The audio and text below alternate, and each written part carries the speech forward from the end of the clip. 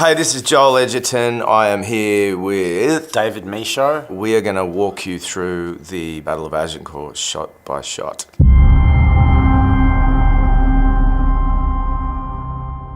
This is the very beginning. Falstaff here, taking it upon himself to lead a bunch of men on a kind of semi-suicide mission. For the King and St. George!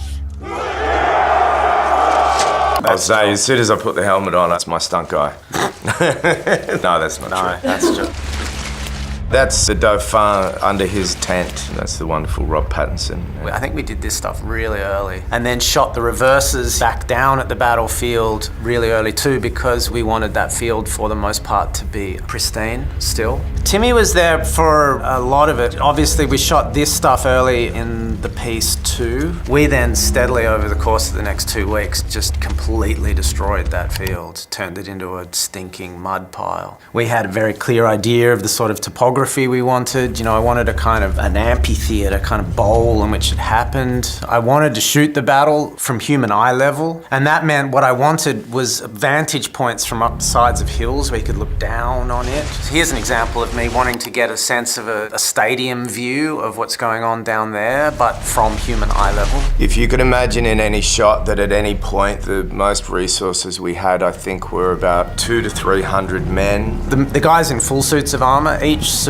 takes 2 costumers half an hour to put on. So you can imagine what doing that to 280 guys. They were started, work at like 3 in the morning. From then on, it's either the work of Andrew Jackson and the VisFX teams expanding that crowd or replicating sections of them, which becomes a bit of a puzzle when you're shooting, right? Because you're moving the same people to different parts of the field in order that you're not just creating them in the computer.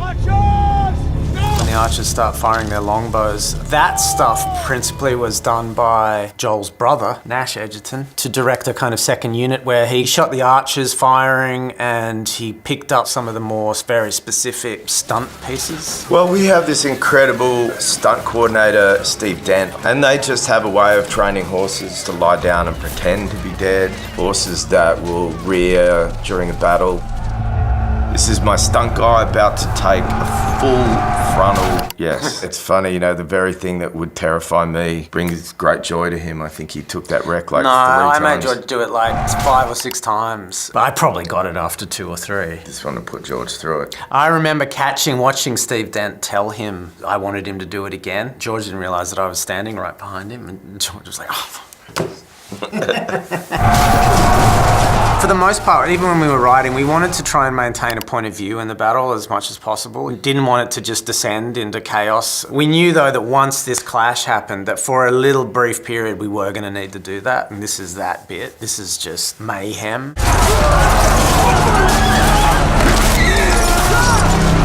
Once we got into the thick of the mud, that's pretty much where we stayed for, 10 horrible days. There was a lot of planning going into how we were going to create the mud, and I think Steve Dent said to David, you wet that area of ground and give me a bunch of horses for like 20 minutes and I'll make you mud. It really became like half a foot or a foot deep of mud at some point. In the heat, it started to stink too. That mud smelled really bad. Being in the armour and fighting in that mud was really a case of no acting required. People falling on top of each other and horses trampling around in it. You really had to keep your head on the swivel and make sure that you knew from the choreography was going to remain relatively safe. But as you know, if you put mud under any situation, it adds a certain amount of unpredictability.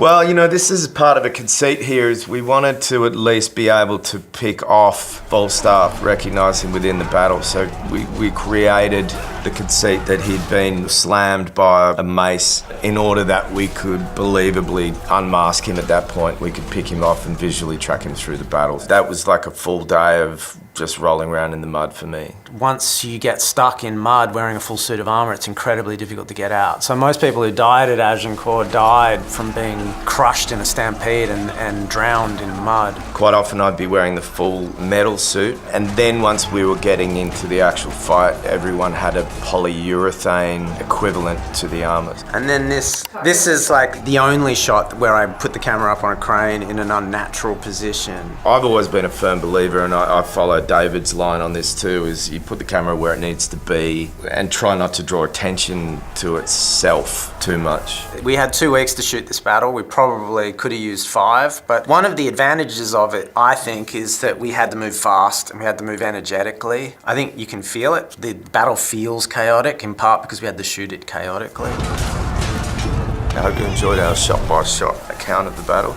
Just watch the movie. Netflix. On me!